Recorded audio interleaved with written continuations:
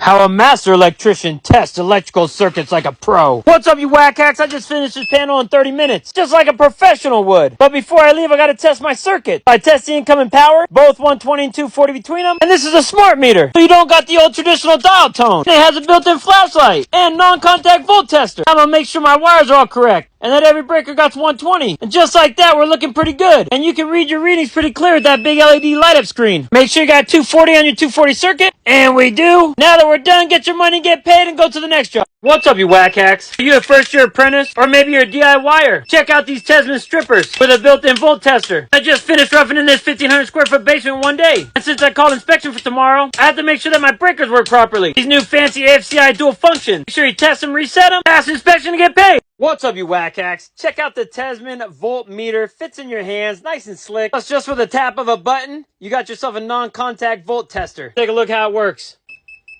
Hot, baby. Hot, baby. And even though the neutral's a current carrying conductor, it's not reading any, baby. Yeah, I know a lot of you whack hacks say that the surge protector has to be at the top. Since you did, I put it there. Get your tester below. Let's go. Here we got an existing panel. All this stuff was homeowner done. I got the SCR coming in, 100 amp feed. This feeds the hot tub. And then this all just kind of strings out throughout the whole basement. So you can see, just kind of put together. Bunch of keylesses in the ceiling that we're gonna refeed. But you can tell it's a homeowner special too, because over here, you got all the wire that it isn't even stripped off.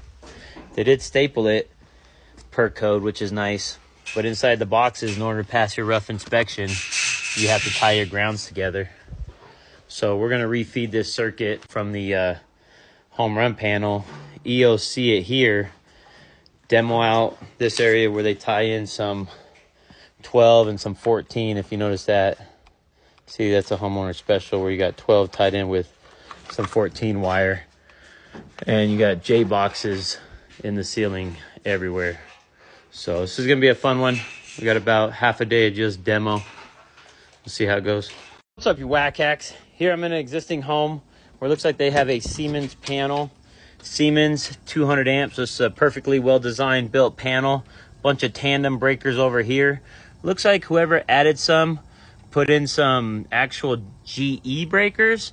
Maybe that's legal. Leave a comment below. But my other question for you is, you know how we need slip sleeves?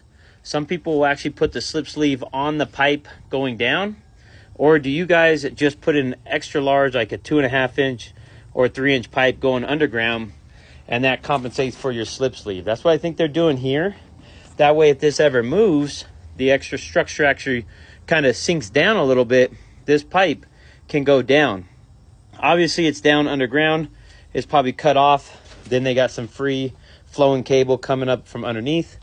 Looks like they probably forgot the GFCI, because these two breakers here are AFCI, unless they somehow went into the garage first and then hit these guys. But these are definitely not GFCI protected. They are weatherproof though, so good job on that.